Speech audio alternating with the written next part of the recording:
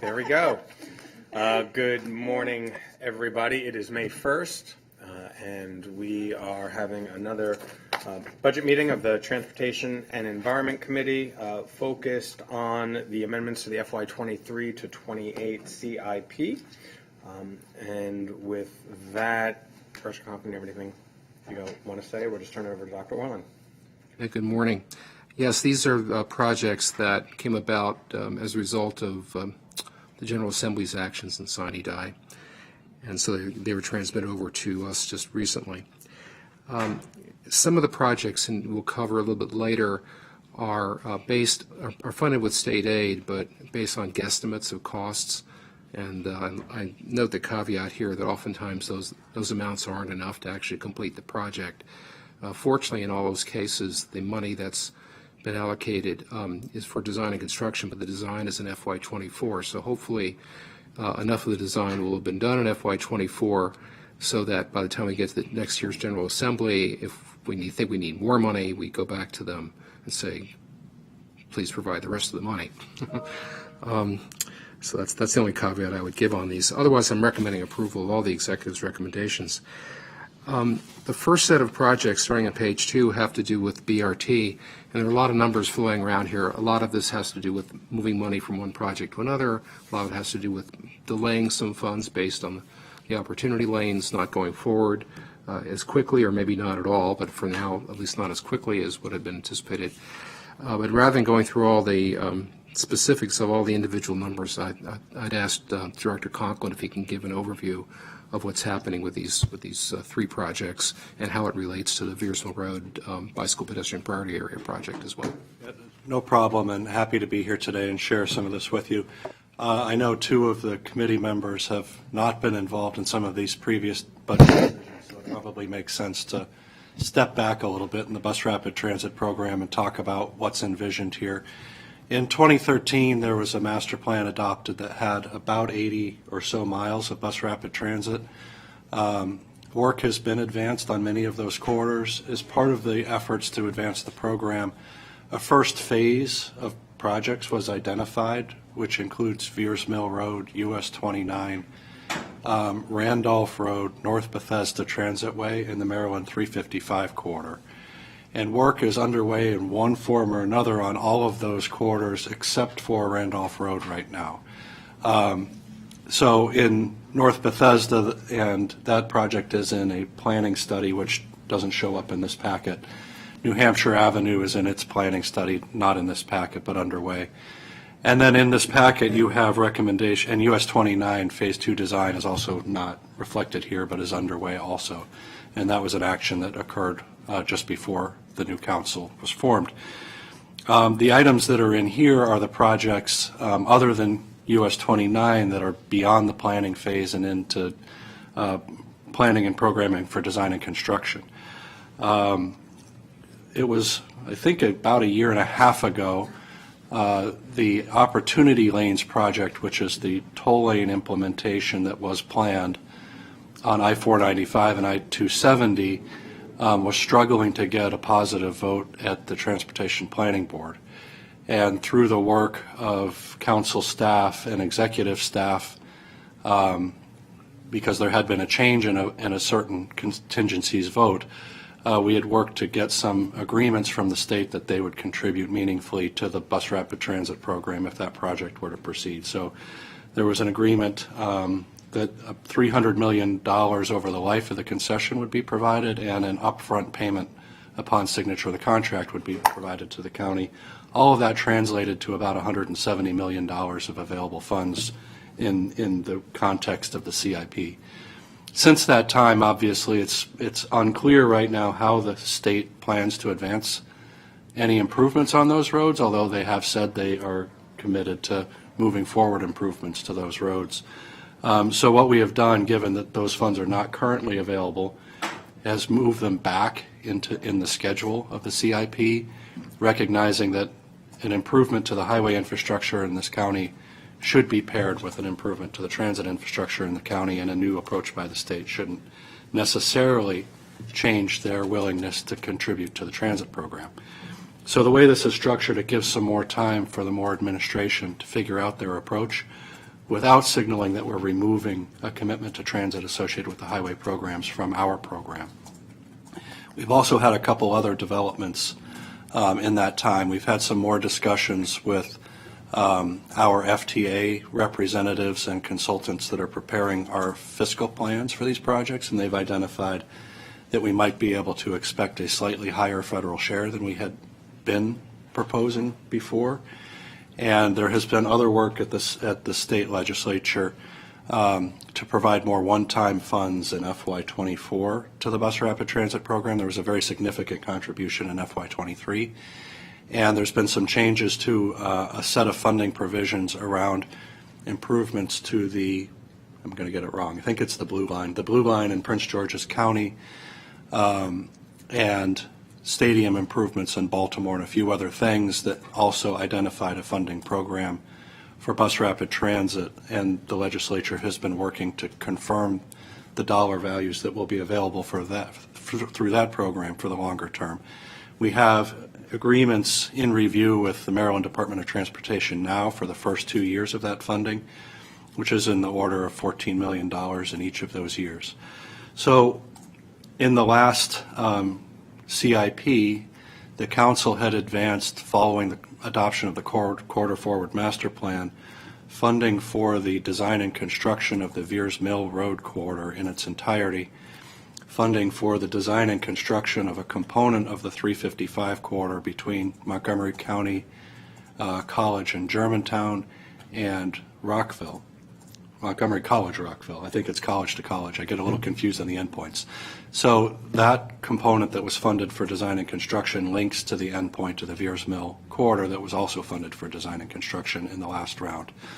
That previous CIP also included design funds for the remainder of the 355 corridor, so the segment from Montgomery County, Montgomery College, Rockville to Bethesda, and from Montgomery College, Germantown to Clarksburg was also included in that program for final design, but using the Opportunity Lanes funds. Those funds were not available last year, so that component of the program was not implemented last year. And what we've done with the recommendations is to do a number of things. Number one, the design of these projects has advanced, so we have a better idea of the cost estimates. As Dr. Orland mentioned, there's a Veers Mill BIPA program, which was a separate project, but given the federal government's view of accessibility to transit and looking to have more pedestrian and bike implementation with transit projects, we have incorporated that into the Veers Mill Road BRT project. And to do that, we had to advance the design from very preliminary concepts to more robust design so that the cost estimating could be done at a similar level. We've also incorporated zero emissions fleet assumptions, which had not been in the previous assumptions for the bus rapid transit program.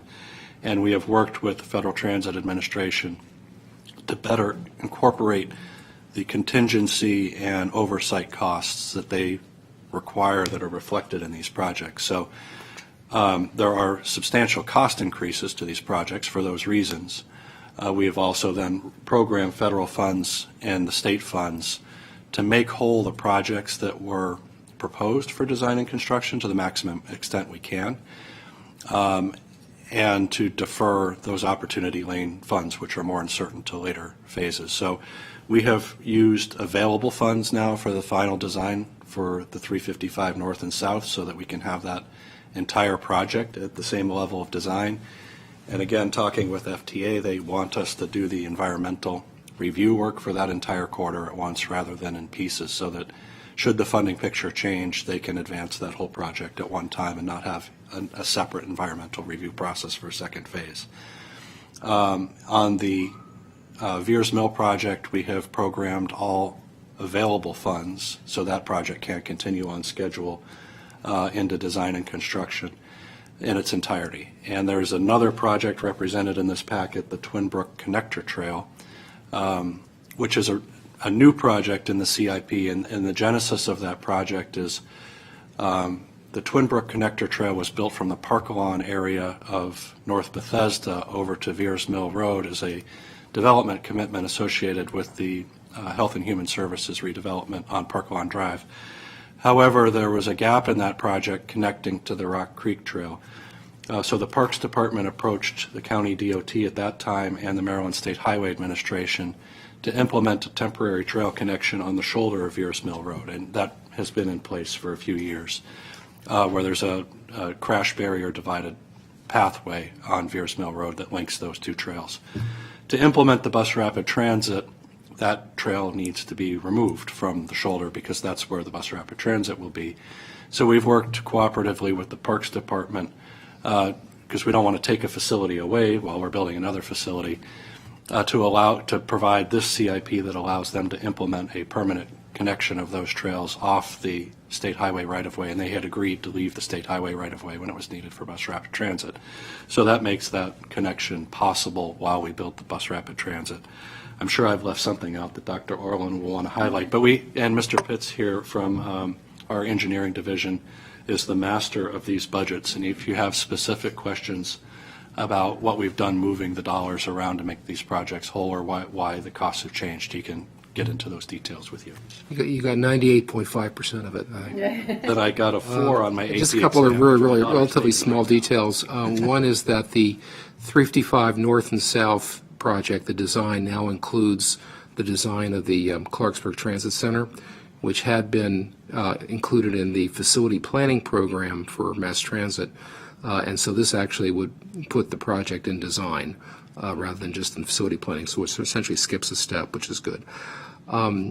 The transit center at Montgomery College, Rockville, the state put in $150,000 authorization to help fund the design of that, and that's incorporated now in the 355 Central BRT project. One of the things that seems pretty clear, maybe could be clarified, the funding is shown for completion for the whole 355 Central and Veersville Road projects, but the two transit centers, it suggests that there might be some more money that's going to be needed to be able to finish both of those. The construction of the 355 Central BRT is still programmed to be completed in FY 27, I believe, or 28. What did I say? 28. 28. Right. But the transit center work probably will not be completed until the following year, and again, there may be some additional money that's needed for that. The only other thing I was going to maybe ask if you could continue to talk about a little bit is the lottery money. The amount that's for sure we received is as Director Conklin mentioned, was the $28 million plus in FY 24 and 25. But there is the expectation that money will continue to come to the county for BRT over the next several years, but there's still a lot more work that has to be done to try to understand really how that program is going to work. And I know there have been some talk about once we know what that is, perhaps it could be a revenue stream that could be bonded so that we could get the money up front, maybe starting in FY 26. But that is possible. Possible. The initial bill that was passed last year identified a $27 million BRT fund. That's sort of the maximum of the fund. The actual amount going to the fund requires that expenditures be made on the other projects that are in that bill, so improvements on the Blue Line related to potentially FedEx Field, and improvements in Baltimore to the two sports stadiums in Baltimore. So for that fund availability to be maximized, those other projects also have to proceed. In this session, they restructured the allocation of that, which gives Montgomery County a more direct component of that fund. We're anticipating that it would give us an annual payment of around $20 million for this program, which once that revenue stream is established to be recurring and reliable, it is possible that it could be used as a basis for bonding larger capital programs. And in the interim, we certainly can start to think about using those funds in the upcoming full CIP on a pay-go basis to advance these projects. So good news, and really have to thank the state legislature for making those moves. That at first it was an uncertain amount of money to each county because it depended on who asked for it based on qualifying criteria, but now it locks in, assuming the expenditures actually occur in the other programs, an amount for Montgomery County and provides the rest for that allocation process to other counties. Right now there are no other counties that have active BRT programs that would qualify because you can't be a recipient in one of the other funds. So that knocks out a couple of the counties that might compete for this, and the other counties aren't yet advanced enough that they qualify, but they may in the coming years, most notably the one just to our north, Howard County, who we're working with on the extension of the US 29 project into Howard County anyway. I think that's a really good place to open it up for conversation, because I also want to just reiterate my appreciation to the members of the General Assembly for not only bringing back more than $1 billion across the board for schools and Montgomery College and transportation, but also providing this state lottery money, which the intention is to bond it. As Director Conklin, you noted, and you and I were having those conversations up until the last few weeks. And I'm glad that they've come through for us. With regard, just picking that up, with regard to the bonding authority, since this just happened and the budget doesn't even start until a few months, what is the process what is the process to move those funds and start installing those funds into future CIPs as we prepare for next year's larger conversation? Right. The very first step of that is moving forward the FY 23 and 24 allocations. And when this bill passed in FY 23, it was very unclear how those funds were going to be processed, although the Maryland Department of Transportation was identified as the agency to manage it. Given the transition in state administration not long after that was passed, it was unclear that they were going to stand up that program. But we requested our funds from the state in the summer of last year, and they began to try to understand the provisions of this program themselves and have had a very productive conversation with them. And they identified the roughly $28 million from the 2 years that appears to be what will be available for those funds, and we have an agreement nearly in place with that. We will go through the same process with them to establish a grant agreement for FY 25 and beyond. Again, it won't be certain that the full amount of funds is available till the funding flows are in place for Camden Yards, M&T Bank Stadium, and the Blue Line area in Prince George's County. And what we most recently understood is there may be some issues with the Orioles confirming their lease arrangements for those to start to flow. But once all of those are in place, that funding stream should be regular and reliable. From what I understand from my colleagues at OMB, I'm not an expert on bond financing, but once there is some evidence that the cash flow will be sustained, then we can pursue bonding against that. So it's probably FY 27-ish might be the earliest time you would think of taking that step. Very good. Great. Thank you for that update. Colleagues? No, I don't have any questions. I just want to say thank you for the in-depth explanation and the work you all have been doing together to continue to move these projects forward. So thank you. Yes, thank you. I just have a question about looking at the 355 Central and then South and North, and the cost of planning and design. Why is there such a big difference between the cost of planning and design for the two projects? Because it seems like North and South would be a similar project in terms of scope. So there's the transit centers that are combined into the central project, the design of the Montgomery College Transit Center and the Lake Forest one that aren't carried into the north and south. So the north-south is just the design of the BRT guideway for the southern portion. And then the northern portion, which is really just station areas. That segment 7 up in Germantown and Clarksburg doesn't have dedicated guideway. And so the design costs are considerably lower in that component. The change that you see from the previous budget to now accounts for the shift in the schedule and escalation costs with inflation. I think there's a bookkeeping issue that drives what you're seeing in these PDFs. The 355 Central, the total planning, design, and supervision cost includes the preliminary engineering for the entirety of the project. It was separated out last year for north and south for final design, so a good portion of the work on north and south was accomplished while this was one project before the PDFs were split. Okay, thanks. And ongoing conversation over the years over how to separate that long stretch of project. And it will continue to be a conversation as we determine how to fund that important project. One last thing I want to say about the BRT system as a whole before we move on to the other items is particularly with the Veers Mill BRT and the recognition that the BRT work that will be done will also incorporate the pedestrian priority areas, which is incredibly important. When we approved the Veers Mill Master Plan in 2018, it noted that there are some stretches along Veers Mill that pedestrians have to walk over 2,000 feet to find a crosswalk.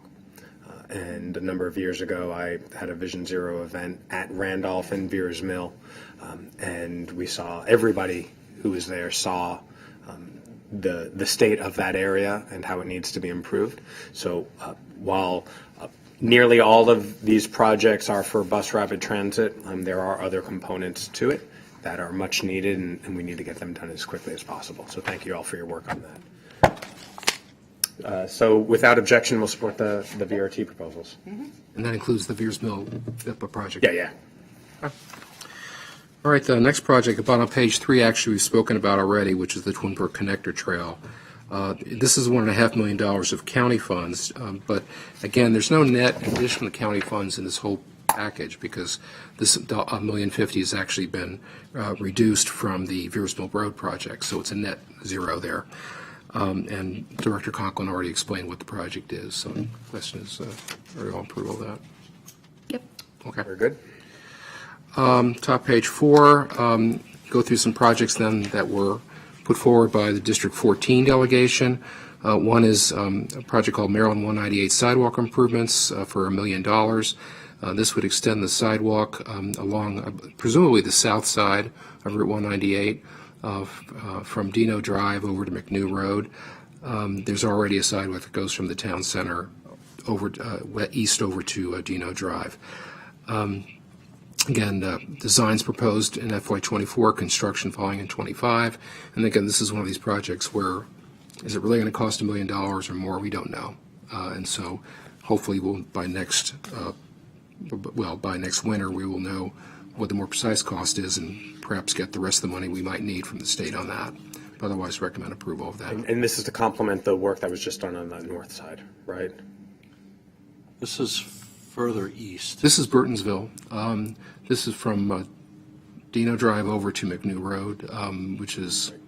Oh, okay. The other project that was recently done was the north side of 198 by where all the shops are, right? Yes, this is further east on the other side. That's right, yeah. Yeah, this isn't in the town center. This is more towards Prince George's County. Okay with that? Yes. Next project, the US 29 street lighting, $2,840,000 of state aid for additional street lights, and then it's a long stretch, 9-mile stretch between the Beltway and 198 in Burtonsville. No details yet as to where exactly the street lights will go, but it'll go as far as $2,840,000 will take us. Well, this is our D14 appreciation moment, right? There's a series of projects, and so just to publicly express our appreciation to Senator Luedke and delegates Kaiser and Queen and Mercu North and former delegate Luedke as well for helping shepherd this over the last few years and over the last session as well. What's really important, just want to say regarding the US 29 project, is that we're now on today is May 1st, and in the first few months of this year, there have been 4 pedestrian deaths in Montgomery County, 2 who died along Route 29. That's how important this work is. And so I appreciate them helping provide support, and clearly we need to get this done. Without objection, we'll get it done. Next project is the Burtonsville Park and Ride Improvements Project. The General Assembly had previously authorized $5 million, $500,000 for the first part of planning, another $4.5 million for design. The council had programmed the $500,000, but it held off on the $4.5 million until we knew more about the scope of the project. And in the meantime, this last session of General Assembly added another $1 million to that. So this would go ahead and program the balance of the $4.5 million that had been already authorized and the additional $1 million. And so what's not said here, but I'll share, is that on Friday, we had a groundbreaking for Burtonsville Crossing, which is adjacent to where this project is going to be. Again, shout out to District 14 and the county executive and Edens for helping bring that exciting project forward. And so not only are they going to have a revitalized shopping center, but they're going to have a park and ride right behind it as well, which is great. Right. So without objection. In the traffic signals project, the General Assembly authorized an additional $160,000 in FY24, and this is to improve the flashing beacons in front of several schools. Right now, the warning beacons aren't necessarily synchronized with the nearby traffic signals, and this would allow that interconnection to happen, so they have a more reliable, I guess, times when the beacons would be flashing. If Director The Conklin. basic idea is that it'll allow the changing of the timing of the flashing beacons to better match the activities at the schools, because these are remote and not changeable based on the change in school schedule. So now they'll be interconnected to the traffic management center, so those adjustments can be made. Mr. Peller's nodding in agreement. Good job. Good job. Great. Without objection. Okay. And finally, you already talked about Bowie Mill Road Bikeway in the last session.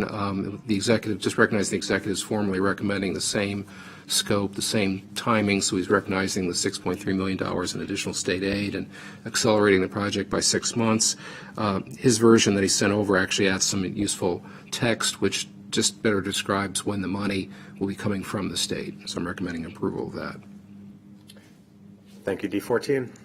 Yes. Okay.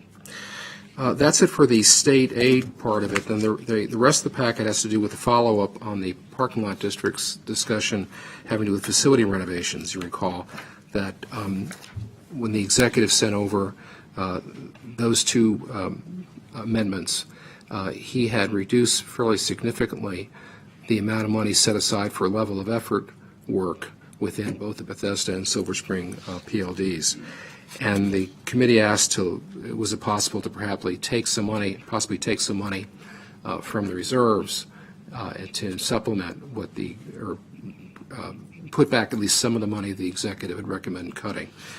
And so what you see at the bottom of page 5 is an analysis of looking at the percentage of the end-of-year fund balance to the next year's operating expenses, which is, again, the way we sort of judge whether the PLD is in good shape or not. The hope is that we can get to 25% or better in each of these years, but a lot of years we're down in single digits. So we're actually, the general sense here is that we're much better off this time around than we have been in prior years. In the case of, let me skip to Silver Spring first, you'll see the CE's recommendation. The percentages range between 26 and 30%, very healthy. You've already approved taking $300,000 from that reserve to fund the Wayne Avenue garage fence. And so that results in percentages which range from 23% to 28%. It's below 25% in a couple of years, but not by very much. And then we looked at two other options, funding an additional $300,000 above the fence, beyond what's needed for the fence, to restore some of the money for level of effort work, and then $600,000. And what we see for the $600,000 option, which is what DOT is recommending, it brings the percentages to below 20% in a couple of years, in fact, below 25% all 5 years, yet it's still, again, considering the more recent history of this PLD, this is still pretty good.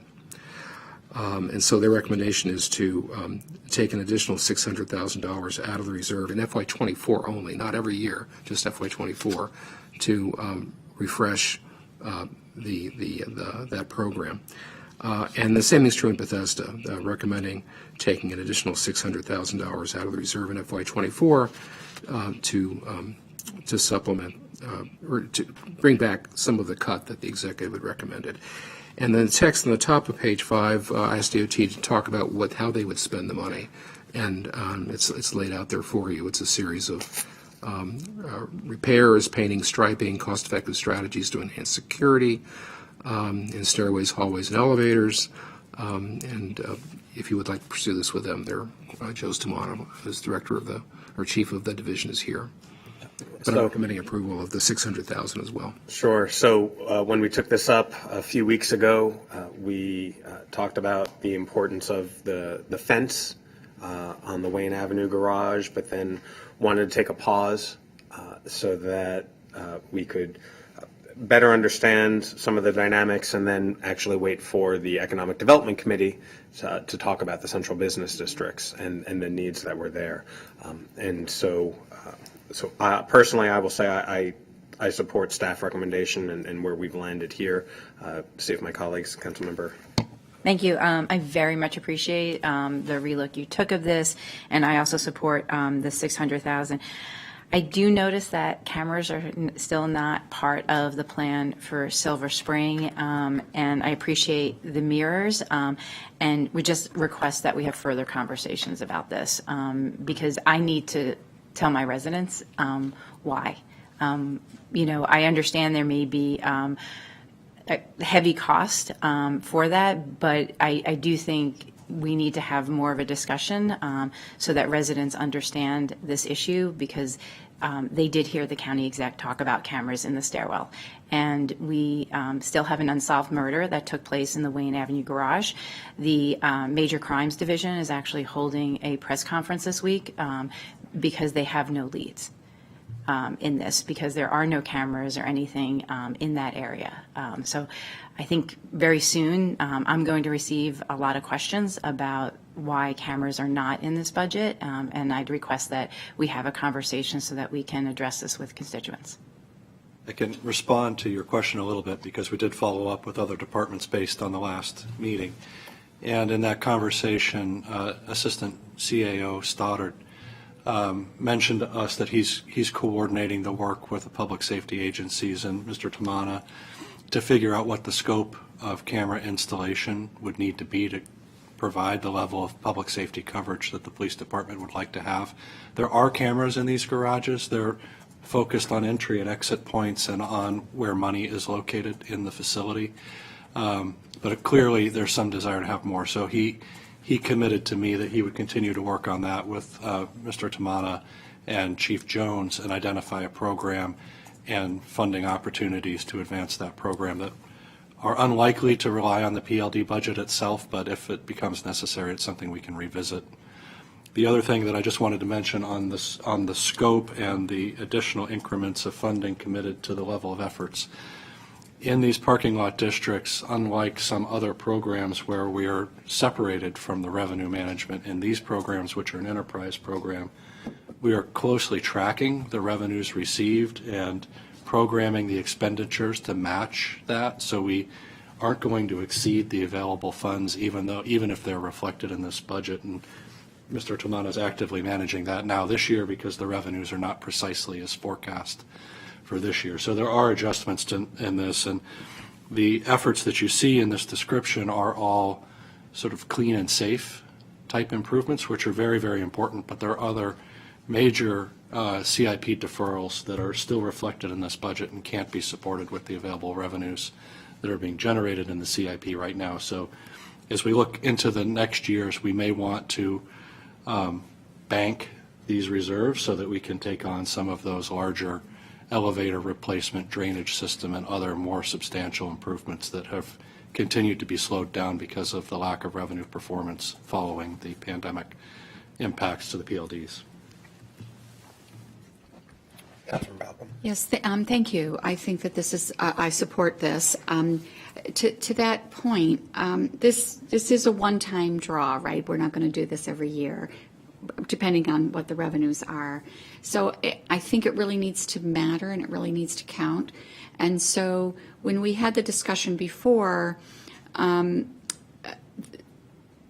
we were looking at safety and security and safety. And so I think it's important to look at some of the projects that are more safety related, not public safety related, but physical safety of the functioning of the garage, the elevators, and things like that.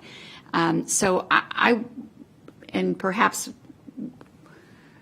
we're not going to do that now, but at some point we need to make sure that we're prioritizing safety. And so I'm interested in seeing is there some type of escrow system that needs to be set up if there are major projects that have to be done. We can't just put them off because we don't have the money this year. So I'd like to see the schedule of how we're going to go about not only servicing what we currently have, but just long term. How do we make sure that the elevators are safe? How do we make sure that the structure of the parking garages are safe? I would offer, Chair Glass has asked for more detail about the PLDs on several times, and it doesn't often make it into the committee's schedule, but, when we're not in the heat of the budget, it may make sense to do a state of good repair report to the committee on the parking lot district facilities so that you can kind of understand what they are, what the needs in each are. We can do that with some notice, but not a huge amount of notice. We have that information available, but it would take some time to go through that, and then you could understand when we have the FY25 CIP before you how what we're recommending relates to those needs, because it's often difficult to get to that level of detail in these conversations. Yeah, I think that would be great, because when we look at the reserves, if we have a program for how we're going to fund these things in the future, perhaps the reserve needs to be differentiated in terms of general reserves for general operation versus the set aside for major projects. And I would just, we're probably getting into too much detail for today. I would note that these are not really reserves, but these are minimum fund balances. So there's not a reserve like a depreciation reserve account. Like if you were a private owner of a facility, you may fund a depreciation account. Fleet does this, for example, to do facility replacement renovation. This is just making sure that there's a minimum amount of money in the fund to cover any unforeseen expenses or revenue losses that weren't anticipated in the budget. In that respect, this isn't a whole lot different than the general fund reserve, which is somewhat over 10%. But the reason why this is so much higher is because the PLD funds are actually much smaller, and so you need to have a larger reserve when you have something like that. But I suggest, if we can talk about this later, but if we have a follow-up after budget about the PLDs, it might be useful to have that be a joint conversation with the Econ Committee about the PLDs and the urban districts, because there's a lot of money. So Director Conklin is correct that every year I bring up the PLDs and the fact that when they were created, the functionality now is way different than when they were created. And Dr. Orland is absolutely correct in that we should have a joint T&E and economic development work session. Given the scope of the PLDs, funding, the BUP, and so many other things, you're absolutely right. So you've both read my mind. That's good. You know me well. So with that, the concerns duly noted, and I share the concerns of Councilmember Stewart, and which are, again, they are the same as the concerns shared by Councilmember Balcom, that we need to make sure that our parking garages are safe. And safety means personal safety, and they also mean structural safety. So let's continue working on that. So we'll support without objection, and that's it. We could have talked about PLDs a lot more if you want. No. Okay. Thank you. We are adjourned.